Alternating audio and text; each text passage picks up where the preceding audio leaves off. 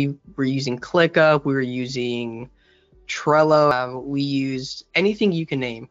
The ability to like manage any sort of tasks, comment on them, add pictures, all inside of Bonsai, as well as I can see kind of how long and how much we have into the project. It's a game changer. It's nice to have an all-in-one platform and not have to like switch over to 3 different tools at once. I just got a voice and I was like, well, that shouldn't happen.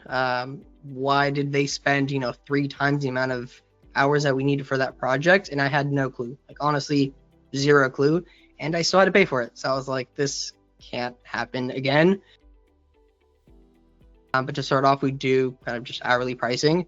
So that's like the biggest thing. If I can't visually see how long everybody worked, and it's super in depth, right? I can see for each project, for each developer, for each task, I need to see that hands down. I can't be doing 20% profit when I should be in the 70s, kind of 80s range.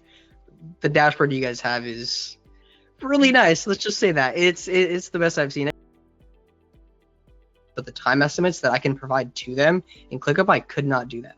I couldn't say, hey, you're limited to this time. Obviously, I can do like comments, but it's not quite the same. I like how I can say, hey, this is how long you have.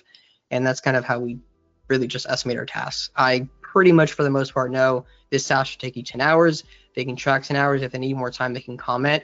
Again, they can add images, all that good stuff. So that's been again, pretty big game changer. Time is like our biggest thing, and like going into those nitty gritty details saved us a lot. Bonsai is literally all in one platform for pretty much anything you'll need. We use it for our contracts, we use it for our proposals, managing the team. Invoices is the biggest thing. You can do subscription. Doing that with retainers is pretty nice. And then also, again, just seeing where the hours are going, where the projects are heading. If we're, kind of going towards the negative, it is nice to see that.